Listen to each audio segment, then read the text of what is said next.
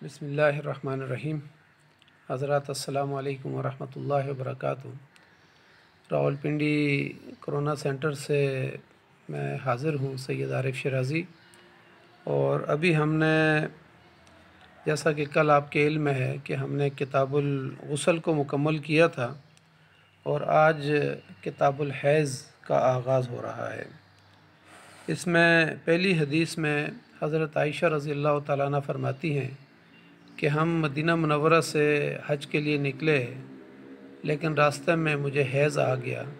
तो उसके बाद नबी सल्लल्लाहु अलैहि वसल्लम ने जो मुझे अहकाम बताए उसके मुताबिक फिर मैंने हज किया। ये मुख्तसर बुखारी शरीफ की हदीस नंबर 203 है और तरतीब के लिहाज से बुखारी शरीफ की ये हदीस 294 नंबर है। अन आयशा रज़ियल्लाहु अन्हा क़ालत खरजना ला नुरा इल्लल हज्ज फलम्मा कुन्तु बिसरफ़ा हिस्तु फ़दख़ल अलैया रसूलुल्लाह सल्लल्लाहु अलैहि वसल्लम व अना अबकी क़ाल मा लकी अन्नुफ़िस्ति क़ुल्तु नअम क़ाल इन्न हाज़ा अम्रुन कतबहुल्लाहु अला बनाति आदम फ़क़ज़ी मा यक़ज़िल हाज्जु गैर अल्ला ततूफ़ी बिल बैत। क़ालत वज़ह्हा रसूलुल्लाह सल्लल्लाहु अलैहि वसल्लम अन निसाइही बिल बकर रवाहुल बुखारी। हज़रत आयशा रज़ी अल्लाह तआला अन्हा से रवायत है, उन्होंने फरमाया कि हम सब मदीना मुनव्वरा से सिर्फ़ हज के इरादे से निकले और जब मुकाम सर्फ़ पर पहुँचे तो मुझे हैज़ आ गया।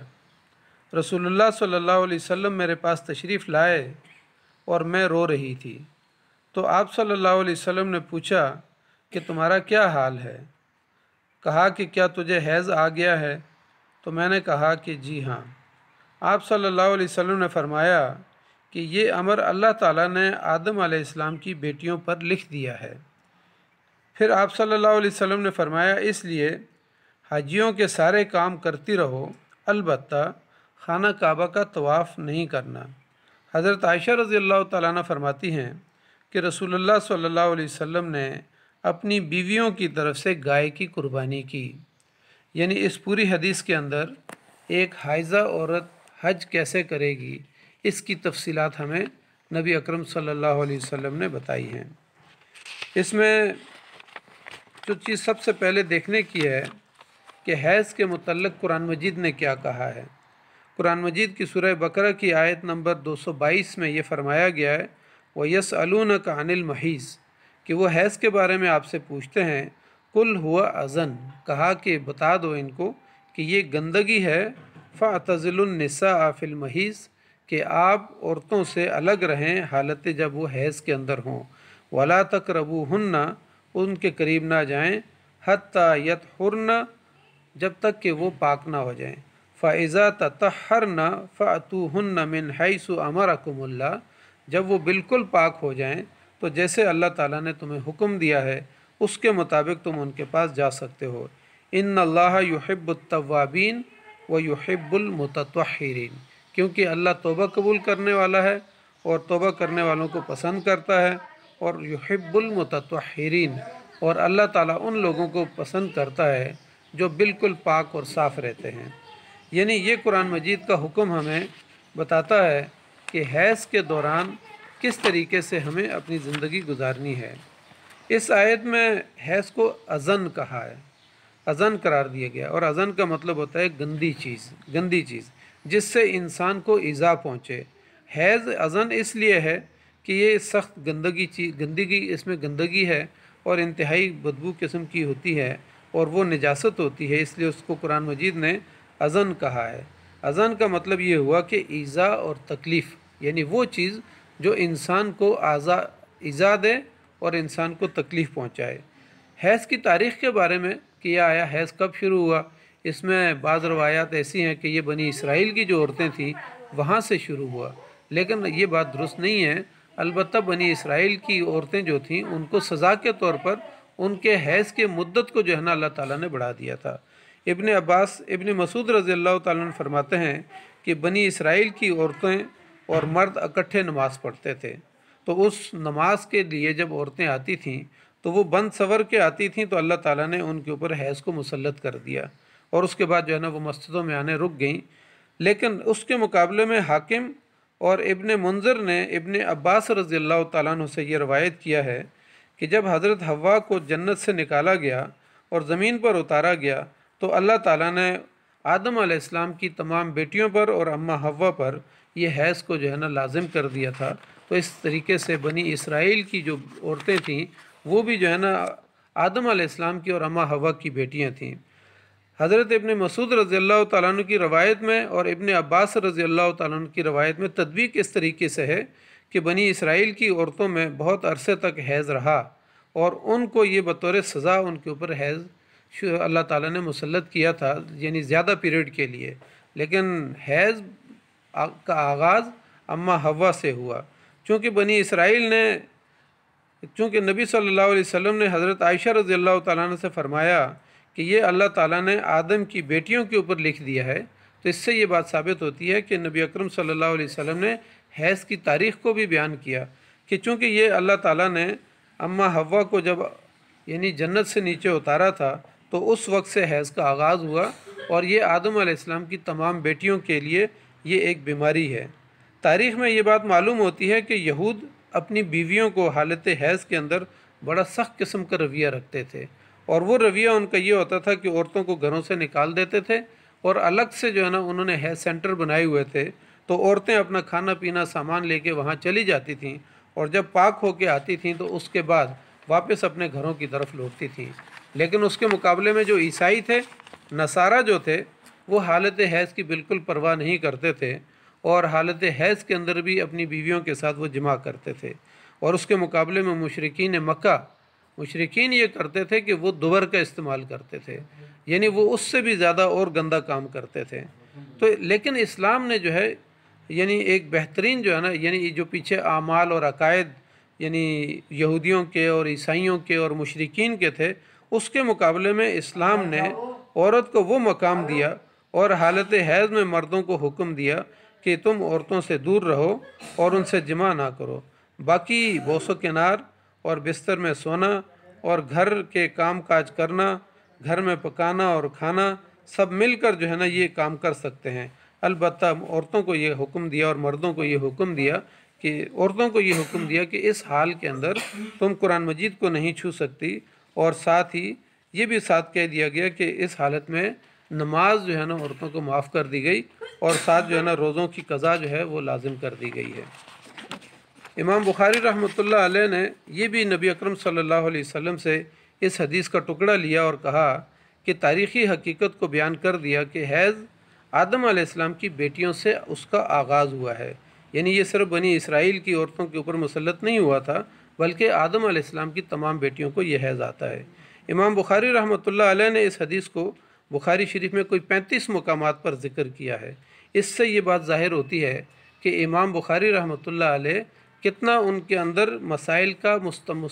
کو مستنبط کرنے کا، یعنی مختلف ابواب کے اندر جو ہے نا انہوں نے اس حدیث کو لے کے آئے ہیں، اور اس سے مختلف قسم کے مسائل انہوں نے مستنبط کیے ہیں۔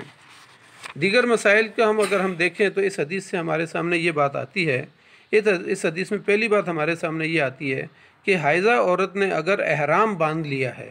اور اس کو راستے میں جو ہے نا حیض شروع ہو گیا، تو نبی صلی اللہ علیہ وسلم کے احکامات کے مطابق وہ تمام مناسک حج ادا کرے گی،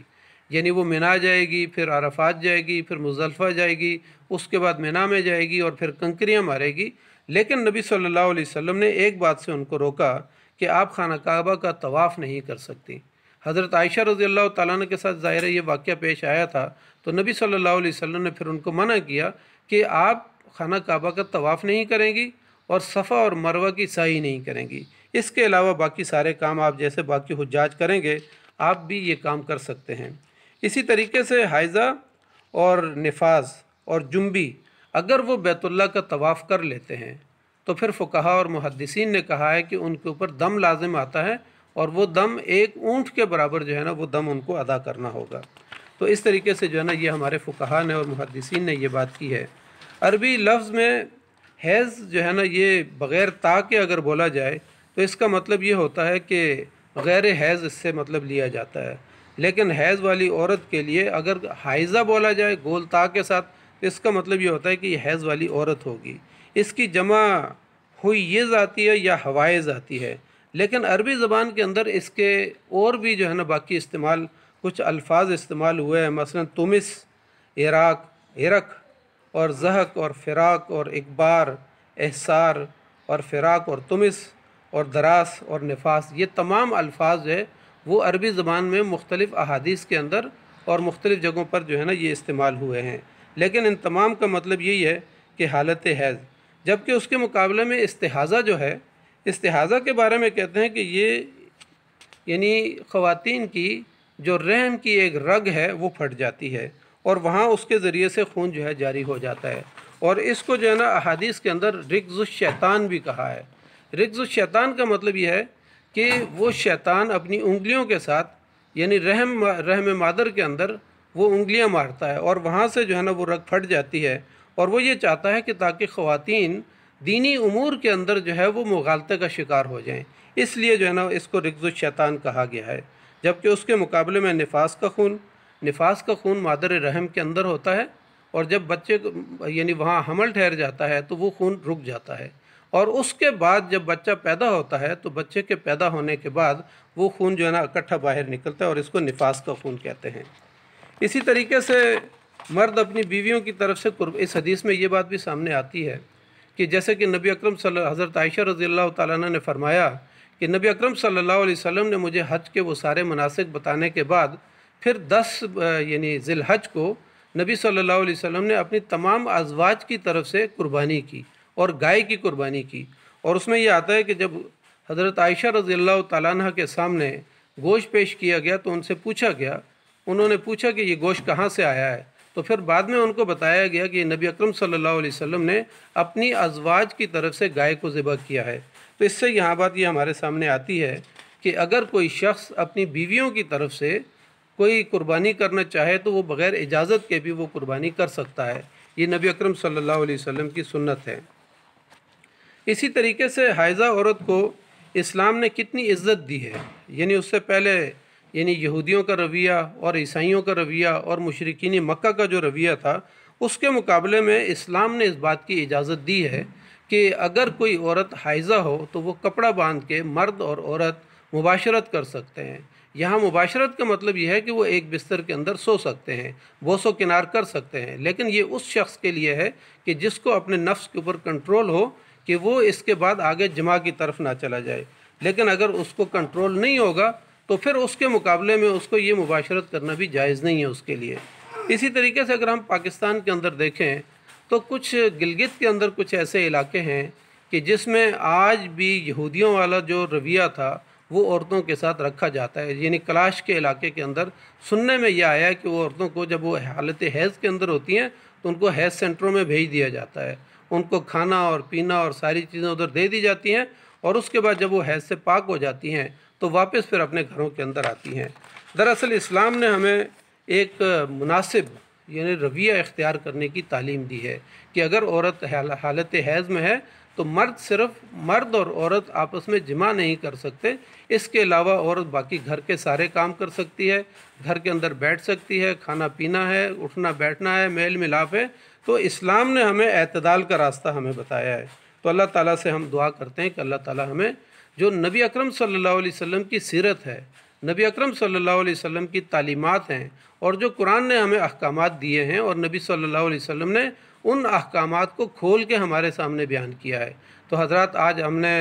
یہ کتاب الحیض کی جو پہلی حدیث ہے جس میں نبی اکرم صلی اللہ علیہ وسلم نے حائضہ عورت کو مناسک حج کیسے ادا کرنے ہیں اس کے بارے میں ہمیں بتایا ہے، تو اللہ تعالی ہمیں ان باتوں کے اوپر عمل کرنے کی توفیق عطا فرمائے۔ جزاک اللہ، بہت بہت شکریہ۔ السلام علیکم ورحمۃ اللہ وبرکاتہ۔